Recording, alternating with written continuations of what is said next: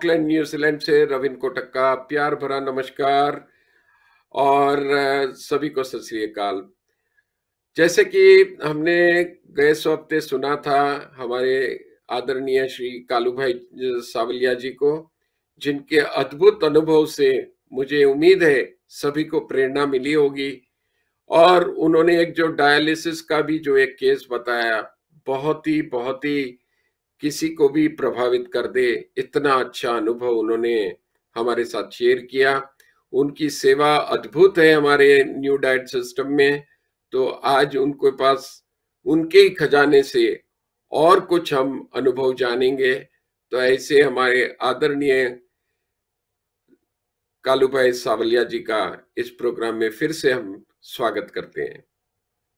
कालू भाई नमस्कार, बहुत बहुत स्वागत आपका। नमस्कार।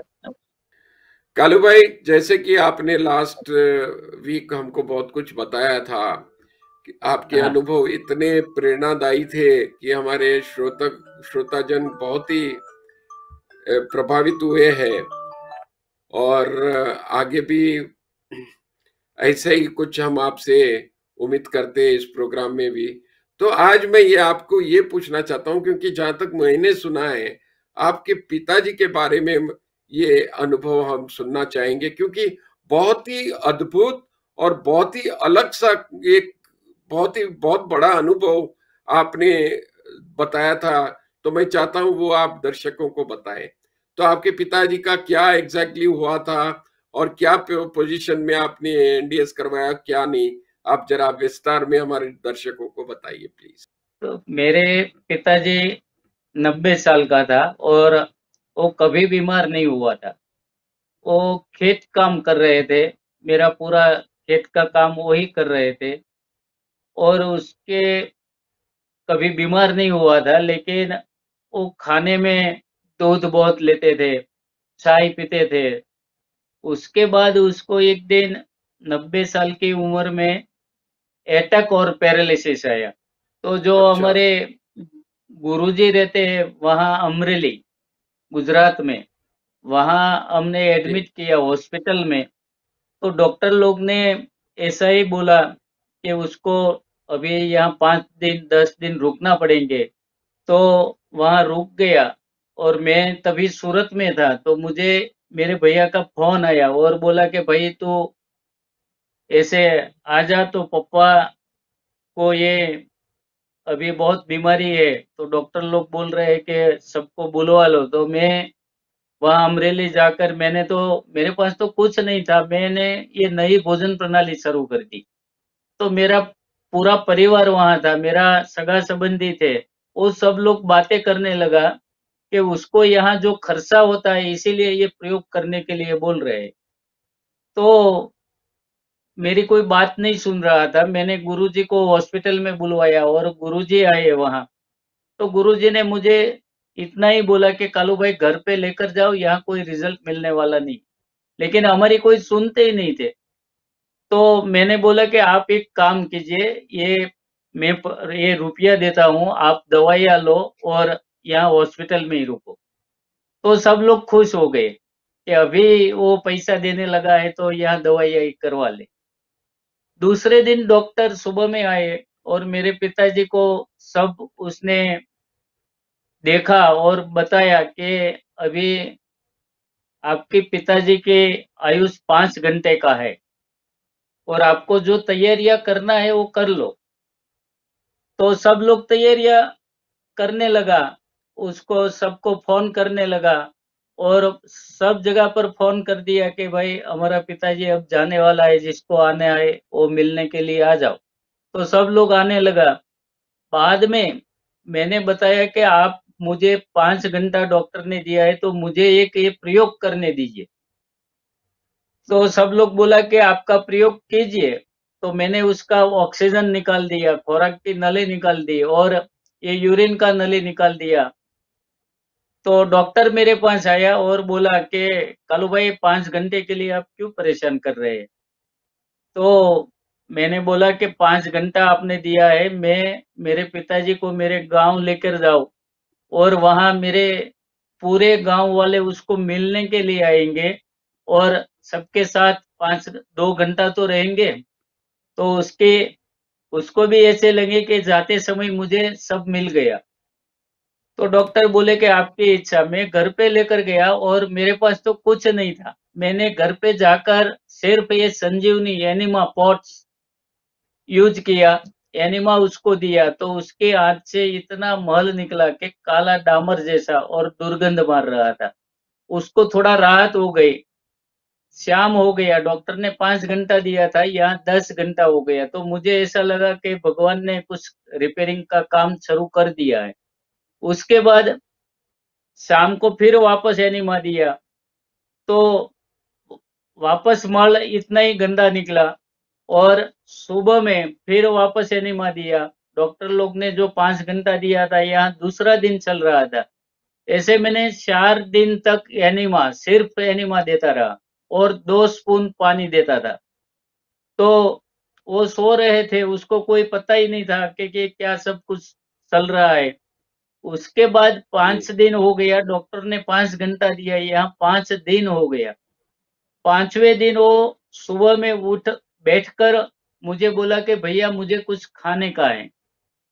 तो मेरे फार्म में गया हाँ। और ये अल्फा-अल्फा घास लेकर आया और उसका जूस बनवाकर मैंने पिलाया। उसके बाद हरे पत्ते का जूस पिलाया। उसके बाद सब फल का जूस मैं पिला रहा था। तो वो और एनीमा 15 दिन तक मैं यही सिस्टम पर रहा। तो हमारे गांव में आप सब लोग के गांव में क्या होता है कि कोई हमारे घर जो बीमार होते हैं तो पूरा गांव हमारे घर आते रहते हैं खबर अंतर पूछने के लिए। यहाँ मेरे गांव वाले सब कुछ आ रहे थे, लेकिन आने के बाद उसको वो चाय पानी पीकर चले जाते थे। बाद में हमारी बातें करते जाते थे कि ये मार देंगे, ये ऐसा करवाते हैं, एनिमा करवाते हैं, ये घास फूस का जूस पिलाते हैं। पर मैं किसी को सुनता नहीं था। मुझे पता था कि भगवान ने रिपेयरिंग काम शुरू कर दिया है। वो 15 दिन हो गया। 15 दिन के बाद धीरे-धीरे चलने लगा और मेरे गाँव के मंदिर पे जाने लगा। तो 90 साल का तो था ही। तो मेरे पूरे गाँव वाले बातें करने लगा कि ये अभी लड्डू नहीं खिलाएँगे कि वो तो ज़िंदा हो गया।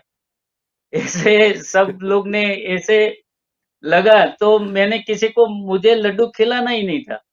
उसके बाद वो 15 दिन धीरे-धीरे चलने लगा। उसके बाद 10 साल तक वो ज़िंदा रहा और मेरा खेत का काम किया और उसका मृत्यु भी ऐसा हुआ कि एकादशी के दिन, अगले दिन हम सब लोग ने रात को खाना खाकर बातें करते थे और सब सो गए और एकादशी के दिन सुबह 3 बजे उठकर मेरा पूरा परिवार को उठाया, जगाया और बोला कि अच्छा। आज मुझे भगवान भगवान लेने के लिए आए हैं, तो ये टाटा करके गया, सबको टाटा करके गया, सबके वाह, क्या बात सामने है। उसका मृत्यु हुआ। तो यही ये एक साधना है, ये हमारी अनुभूति है, इसीलिए हम उसमें जुड़ गए।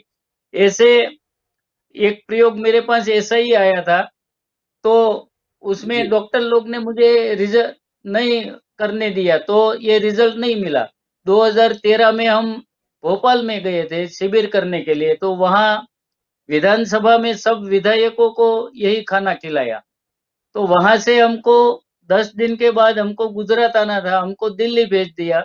तो दिल्ली हम गए, तो दिल्ली वहाँ हमको अटल बिहारी वाजपेयी जो हमारा माजी वड़ा प्रधान थे, उसके घर हमको जी। भेज दिया।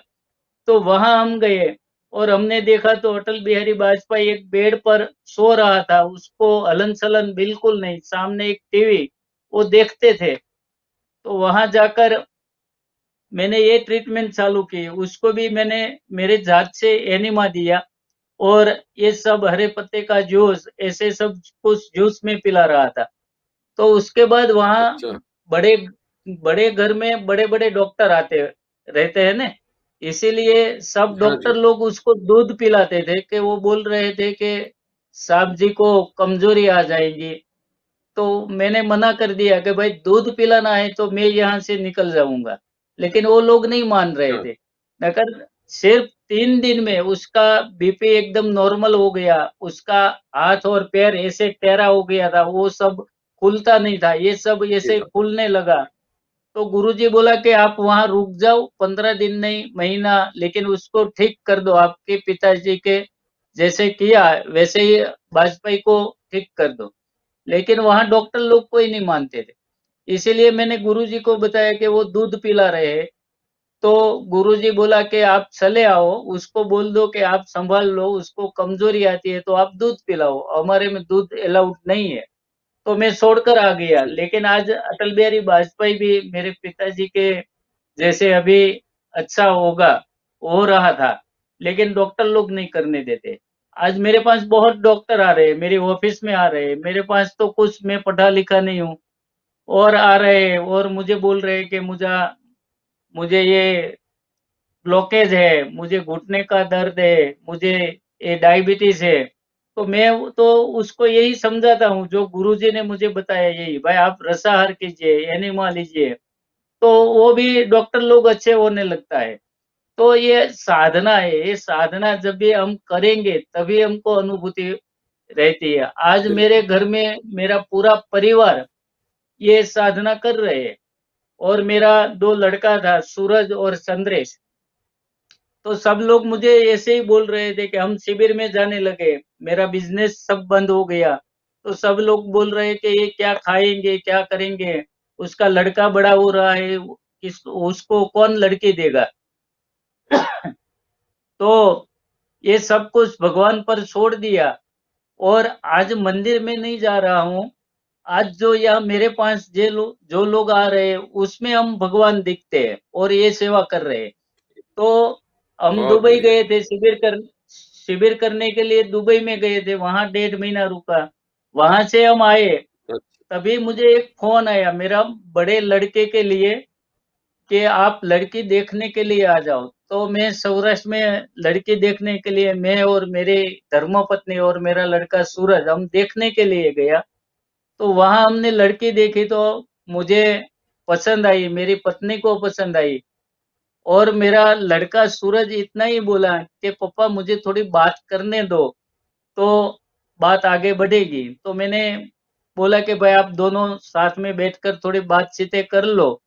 तो उस दोनों ने बातें की, सब कितने पढ़े, इतने सब कुछ बातें की। उसके बाद जो आज सूरज की पत्नी सुरेखा है, हमारी पुत्र वधू, तो उसने आखिरी शब्दों में इतना ही बोली कि मुझे रसोई बनाने के लिए नहीं आता है। मैं प्रोफेसर हूँ, तो मैं पढ़ी हूँ, इसीलिए मुझे रसोई बनाने के लिए नहीं आना।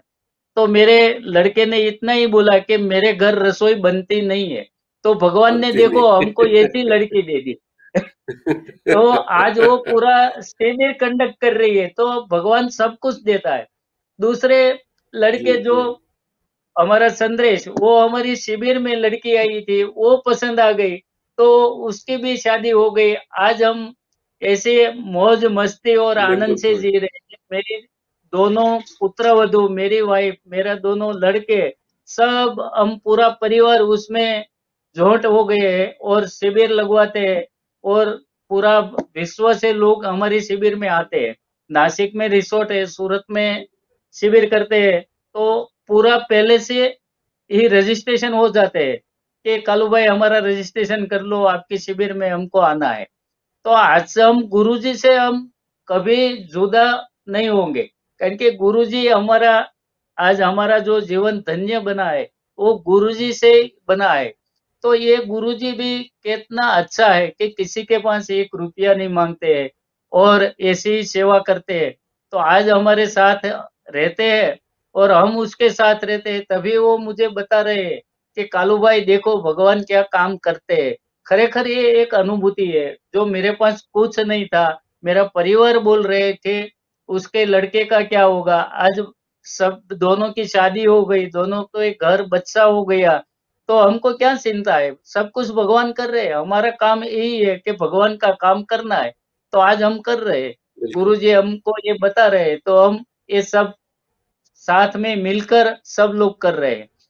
और मेरा दोनों बच्चे की शादी में मैंने पकाया हुआ खाना नहीं बनाया था, बिना पकाए अच्छा। 30-30 आइटम अच्छा, बनाया था, शादी में भी। 30 आइटम, हाँ बिना पकाए बनाया। अच्छा। और उसमें मैंने ये भी रबड़ी सुना है बनाया। कालू भाई कि आप लोग हाँ जी। कोई शादी में कहते हैं तो आप वो ऐसा कच्चा खाना बनाने के लिए भी उनको मदद कर देते हैं, किसी के हाँ, यहाँ जा कोई रहे हैं ना। बुलावा आ गया तो। हाँ, अच्छा। जाते हैं सब जगह पर, लेकिन हमारा कोई फिक्स नहीं अच्छा। है। हम बस इतने ही, हमको जी आनंद मिलता है इसीलिए हम सब जगह पर जाते हैं। और मैं आपको भी, जी जी। न्यूजीलैंड वाले को बोलता हूँ कि आपके घर जो शादी है तो हमको बुलाएंगे। हम बिना खर्च करके यही खाना बनवा कर सबको खिलाएंगे। अरे मैं तो सबको मेरी ही तो बोलता इच्छा हूँ। बहुत थी कालू भाई, हाँ आपको जी। बता दूं कि अभी तीन हाँ। महीने पहले बेटे की शादी हुई थी, तो इंडिया हाँ में ही जी। हुई थी।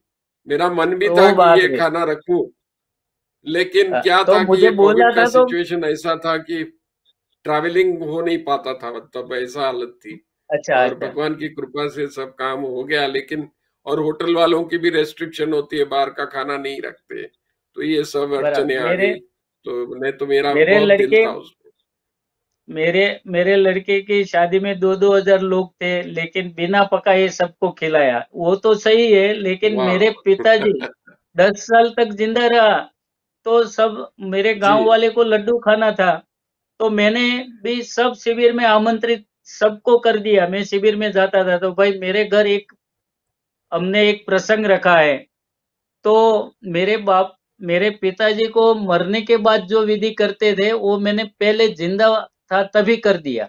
और तभी कर लिया, अच्छा। मेरे गांव में 5 से 6 हजार लोग आए।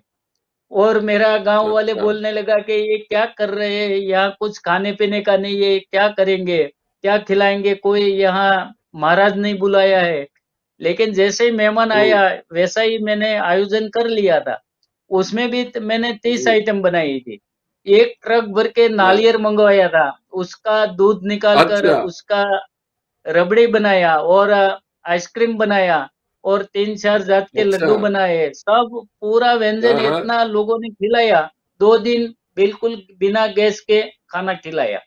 और ये अनुभूति बहुत बढ़िया है। तभी नहीं नहीं, ऐसे कभी 6 भगवान महीने ने जैसे। मौका दिया तो आपकी कोई शादी में खाना होगा तो हम जरूर पहुंच जाएंगे वहां पे। हाँ, मुझे चौक्कस। बहुत सुना है आ जाओ आपके आ बारे जाओ। में, आपने कई रेसिपी भी काफी बनाई है आप लोग ने। तो बहुत, मैं बोल हाँ, रहा हूँ ना, इतनी ज्यादा उनके पास नॉलेज और सेवा है कि हम बस बस। कितने भी सही। प्रोग्राम करें, टाइम कम ही पड़ना है। जैसे आज हमको न चाहते हुए भी इस प्रोग्राम को यहीं समाप्त करना पड़ेगा कालू भाई, लेकिन ना ना, आपके कोई जो बात। अनुभव और आपका जो अनुभूति हुई है, जो आपने हाँ हमारे जी। समक्ष रखा, वो सुन के हम तो गदगद हो गए हैं। और मुझे पूरी उम्मीद है कि पूरे हमारे श्रोतागण भी इतना ही आनंद लेते होंगे ये प्रोग्राम के बाद, और आपसे इतनी प्रेरणा लेते हुए इस न्यू डाइट सिस्टम में सब लोग जुड़े, ऐसी उम्मीद करते हुए हम आपका फिर से धन्यवाद करते हैं इस प्रोग्राम में आने के लिए। और आगे भगवान ने चाहा तो फिर से हम जुड़ जाएंगे। तो आज के लिए बहुत ओके बहुत धन्यवाद। जैसे ओके मैंने ओके। कहा कि बलविंदर जी जो कि इस प्रोग्राम को चलाते हैं, उनका भी हम धन्यवाद करते हैं। जसदीप जी जो टेक्निकली इस प्रोग्राम को सजाते हैं, उनका भी हम धन्यवाद करते हैं। और जितने श्रोतागण जो साधक इसमें जुड़ रहे हैं, उनका हम स्वागत और धन्यवाद दोनों करते हैं। साथ में स्पॉन्सर का भी हम धन्यवाद करते हैं। बस रवीन जाते भाई, जाते दो शब्द जो भी कहना है कालू भाई कह दीजिए। अभी एक थोड़ा छोटा ही अनुभव है। हम पूरा हाँ परिवार जी। तो करते हैं मेरे घर में, हमारा बच्चा भी जी। करते हैं, लेकिन मैंने एक डॉग पाला था।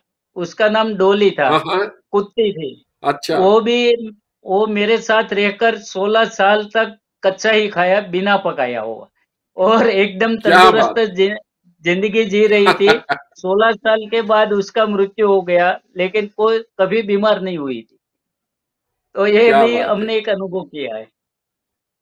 बहुत बढ़िया, बहुत बराबर। बढ़िया। आपसे बोल रहा हाँ हूँ जी। ना, काफी सुनना अभी बाकी है, तो भगवान ने चाहा तो फिर हम जरूर जुड़ेंगे।